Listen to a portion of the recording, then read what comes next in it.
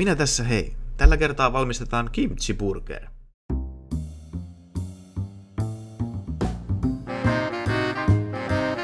Mutta mikä on kimchi? Kimchi on sellainen korealainen kaalisalaatti, joka valmistetaan käymisteitse. Kyllä vain. Muutenkin kuin kiljua voi tehdä käymisteitse. Mutta toimintaperiaate on aika samankaltainen. Paitsi että sen sijaan, että me saadaan kiljua, niin nyt me saadaan kimchiä.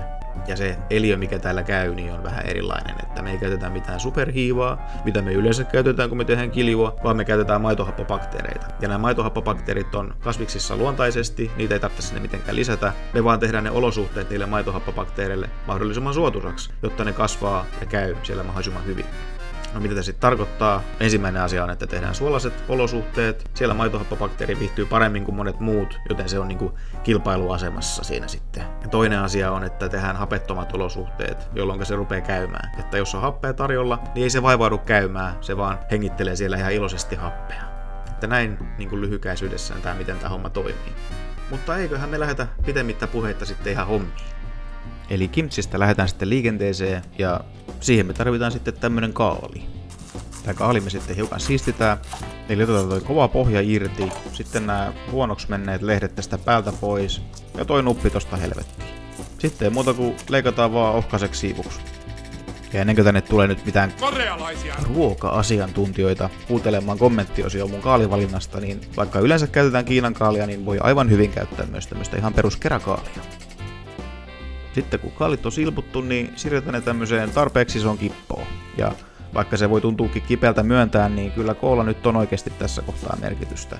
Että liian pieni kippo ja tää koko prosessi hankaloittuu huomattavasti. Ja sitten lisätään kaalin päälle ihan pikkuinen merisuola.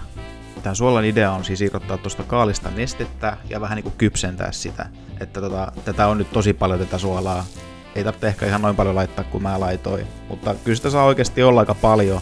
Että me pestään tätä kaali sitten kumminkin myöhemmin, niin se suurin osa siitä suolasta kyllä saadaan tosta irti vielä, että se ei jää sinne. Ja sitten vaan sekoitellaan ja puristellaan tota kaalia, että me saadaan se suola oikein kunnolla läpäisemään sen kaalin pinta. Että tätä saa ihan kunnolla runnella tätä kaalia. Nyt käytetään tällaista niin sanottua nyrkitysmenetelmää, eli fistingiksi kutsutaan ammattikielellä. Sillä, että saadaan oikein kunnolla ne mehut irtoamaan siitä kaalista. Se on niinku idea tässä. Se on semmonen. Tää saa nyt tunnin verran olla ihan omissa oloissaan. Me voidaan sillä aikaa tehdä näitä muita juttuja. Ja sit tarvitaan vähän porkkanaa. Elikkä otetaan tommonen hyvä kourallinen porkkanoita ja nää me sitten vaan kuoritaan. No oi, tommosia niistä tuli. Aika jännä. Ja tässä kun nyt fermentoidaan, niin käyttäkää mahdollisimman tuoreita raaka-aineita. Että tää munkin porkkana on vähän tällainen löysä, ei parhaasta päästä. Mutta sitten kun on tuoreet raaka-aineet, niin niissä ei ole kerennyt mitään huonoja bakteereita vielä kehittymään kauheasti, mikä on hyvä. Eli nämä porkkanat me nyt sitten ihan vaan silputaan jonkin sortin silpuksi. Nämä voi ihan hyvin raastaa, jos ette jaksa leikellä. Mä haluan näistä nyt hiukan paksumpia kuin mitä raastimesta tulee, niin mä leikkaan. Mutta ihan hyvin voi myös raastaa. Ja sitten laitetaan nämä porkkanasilput jonnekin syrjään. Mä heitän ne nyt tohon kaalin päälle, mutta niitä ei sekoiteta siis sinne suolan joukkoon. Ne on tossa ihan vaan päällä säilössä. Seuraava raaka-aine, eli sipuli. Tähän voi käyttää ihan semmoista peruskeltasipulia. Mulla on nyt tämmöstä varellista sipulia. Se varsi on kanssa ihan hyvän makusta, niin mä käytän tällaista, mutta ihan maun mukaan. Muutenkin oikeastaan kimchiä voi käyttää ihan mitä tahansa kasviksia, että ei kannata siitä stressailla, jos ei nyt ole just sitä oikeaa raaka-ainetta.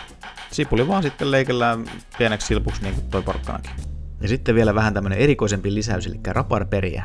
Tää raparperi antaa tähän aivan ihanaa hapokkuutta ja tää on myöskin tosi rapea ja mukavan tuntunen suussa. Tästä me vaan sisitään noi kärjet pois ja kuoritaan. Toi kuori lähtee ihan tosta veitten kanssa, kun ottaa kiinni ja vetää vaan, niin se lähtee siitä sitten. Semmonen, siitä tuli. Sitten vaan siivuiksi tohon kasan jatkeeksi. Tässä on nyt nämä meidän kiinteät osiot ja sitten me tehdään tähän se kimchi-mössö sitten vielä. Ja tää kimchi-mössö meillä sitten koostuu valkosipulista, päärynästä ja inkivääristä. Mä käytän tähän tällaista kutteria, toi terä pyörii, niin se sitten murskaa ne kaikki. Mutta tämmöstä ei ole missään nimessä pakko käyttää, voi käyttää ihan tällaista rastin rautaa. Vetää se tuolla hienommalla kärjellä, niin siitä tulee ihan tarpeeksi mössöä. Mössöä. Et ei muuta kuin päärynä vaan muutamaa osaa. Sitä ei tarvitse kuoria, mutta tää valkosipuli me voidaan sitten kuoria, niin ei ole ne kovat kuoret siellä joukossa. Sitten nekin sinne. Ja sitten inkivääri kanssa kuoritaan. että tässä inkiväärissä on tämmönen kikka, mitä voi käyttää, että kuori sen lusikalla. Se ihan oikeasti lähtee se kuori lusikalla tosi hyvin. Tää vinkki mulle tuli ihan tuolta kadotuksesta saakka. Että tossa on hiukan live-kuvaa, millaista siellä on meininki. Niin kuin huomaatte, homma näyttää olevan hanskassa, että ei mikään ihme, että niillä on tämmöisiä vinkkejä tarjoilla. Mutta sitten kun inkivääri on kuorittu, niin laitetaan se pikkusen pienempään palaa ja ei muuta kuin kutteriin. Tässä on nämä kaikki ja sitten ei muuta kuin lähdetään maustamaan tätä vielä. Eli kalakastikkeesta lähdetään liikenteeseen. Tää maistuu ja haisee ihan hirveelle, mutta tää on niin hyvä kokonaisuus, että meillä on varaa laittaa tänne vähän tämmöstä kamalanmukusta maustetta. Ja sitten tarvitaan chiliä. Tähän kuuluisi perinteisesti sitä semmoista kotsukaru-chiliä. Mutta koska mä en löytänyt sitä yhtään mistään ja mä kävin monessa kaupassa, niin paskat saatana. Eiköhän tälläkin chilillä sitä ihan hyvää tuu. Sitten laitetaan vähän paprikaa, saadaan hiukan sitä punaista väriä, kun siinä kotsukarussa on se väri aika semmonen voimakkaan punainen, niin saadaan hiukan ainakin sitä kimchi-fiilistä tästä paprikasta sitten. Ja sitten ei muuta kuin kone laulamaan, tai jos ei käytä konetta, niin ranteet töihin. Ja sitten maistetaan myös, jos chili on sopiva ja suolaisuus on hyvä, niin sitä on valmista. Jos ei, voidaan tässä kohtaa vielä lisäillä kaikenlaista. No niin, tää kaali on nyt tässä loikoillut tunnin tai puolitoista tuntia tai jotain sitä luokkaa. Nyt voidaan siirtää nämä muut kasvikset tästä päältä pois, että me päästään pesemään sitä kaalia. Jos sulla on näin erillisessä kipos, niin sitten tilanne on hyvä ja voi siirtyä suoraan siihen pesemiseen, mutta mä otan nyt tähän leikkuulaudalle tästä vaan vähäksi aikaa pois tieltä. Ja sitten ei muuta kuin kylmää vettä vaan päälle ja puhdellaan näistä nämä ylimääräiset suolat pois. Jos on tarpeeksi iso siivilä, niin voi myös semmoista käyttää, niin pääsee vähän helpommalla. Mutta mä teen tällainen, että kippo täyteen vettä ja sitten valuttaa sen pois, suorittaa tämän 2-3 kertaa. Ja vaikka me nyt huurtaankin tästä kaalista ne kaikkein suurimmat suolat pois, niin kyllä sitä silti kuuluu jäädä tosi suolasta. Että käymisen aikana se suola sitten tasottuu koko tohon kimchi-massaan. Ja sitten ei muuta kuin sekoitetaan tää kaikki, mitä meillä nyt on. Eli on toi suolattu kaali, sitten nämä muut kasvikset ja toi kimchi-mössö. Nää vaan ison kippoon ja kaikki niin sekaisin kuin saadaan. Oikein hyvä. Tää on sitten käymistä vaille valmis tää setti. Ei muuta kuin purkitetaan tää vielä.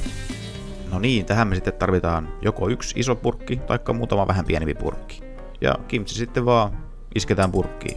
Ja tää saa sitten huoneenlämmössä olla semmonen 5 päivää. Voi antaa olla kauemminkin, jos haluaa, että se maku tulee koko ajan voimakkaammaksi, mitä kauemmin se on huoneenlämmössä käymässä. Ja sitten sen jälkeen se isketään jääkaappiin ja se säilyy siellä niin kauan kunnes se on syöty. Ja sitten painellaan tätä kimchi silleen kasaan, että sinne jää ilmaa sinne minnekään rakosiin. Että toi neste, mitä tässä on ja mitä tästä irtoaa myöskin käymisen aikana hiukan, niin se peittää kaikki ilmaraot tosta, niin se käyminen onnistuu paremmin, kun siellä ei ole ilmaa välissä. Käymisen aikanahan tonne tietysti muodostuu ilmakuplia, mutta niissä ei ole happea ollenkaan, että se on ihan vaan muita kaasuja, että niistä ei kannata huolestua. Se on semmonen kimchi. Sitten olisi 5 päivää aikaa suunnitella se burgeriosuus tähän. Joku oikein hyvä. Ei muuta kuin suunnitteluhommiin tästä sitten.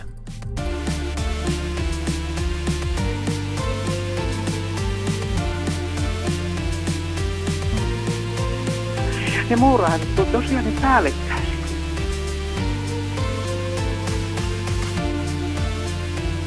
Muurahaiset päällekkäiset.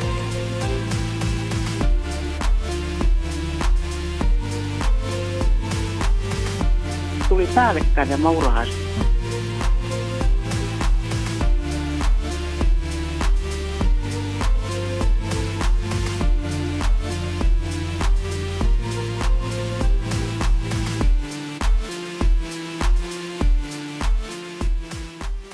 No niin, 5 päivää siinä meni, mutta nyt on suunnitelmat melkein valmiit.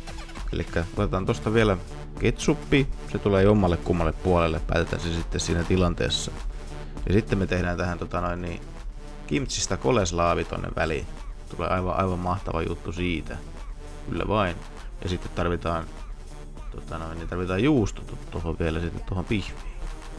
Semmonen. Että tää ei oo mikään sen monimutkaisempi. Ei muuta kuin lähdetään tästä sitten jatkamaan. No niin, tommosta siitä sitten tuli siitä kimchistä. Elikkä tästä me tehdään sitten koleslaavi tähän burgeriin. Tää on hyvin yksinkertainen. Me otetaan kimchiä tosta vaan purnukkaa, ja purnukkaa me laitetaan sitten majoneesia.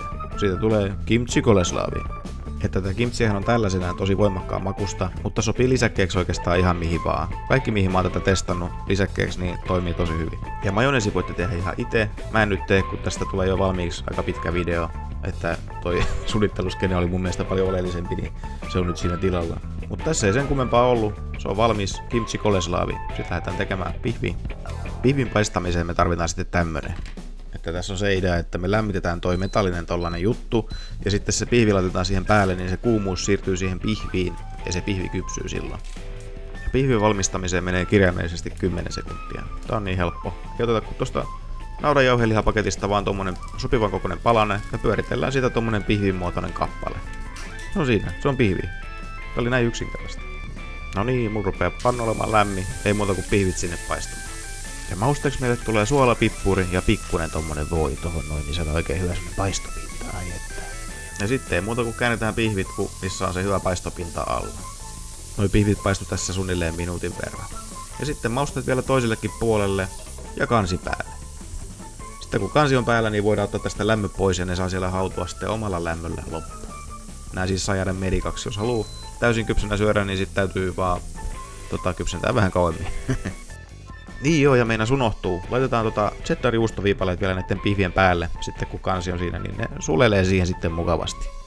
No niin, nyt rupeaa kaikki olemaan valmista ja voidaan lähteä kasaamaan annos ja katsomaan vähän reseptiä.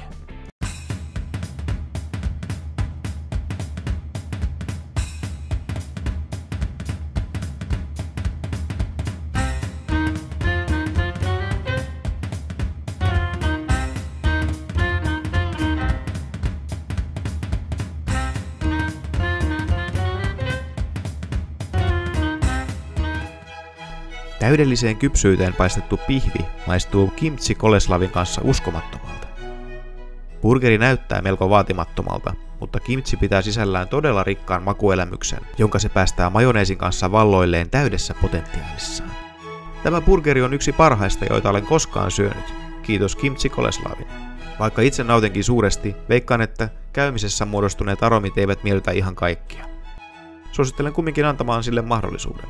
Annos on täydellinen, vain olut puuttuu. Silti 5 tähteä. Noniin, tää oli tämmönen jakso. Ei muuta kuin kiitos käynnistä ja tervetuloa uudelleen. Hyvää morjensta ja näkemisiin. Hei hei.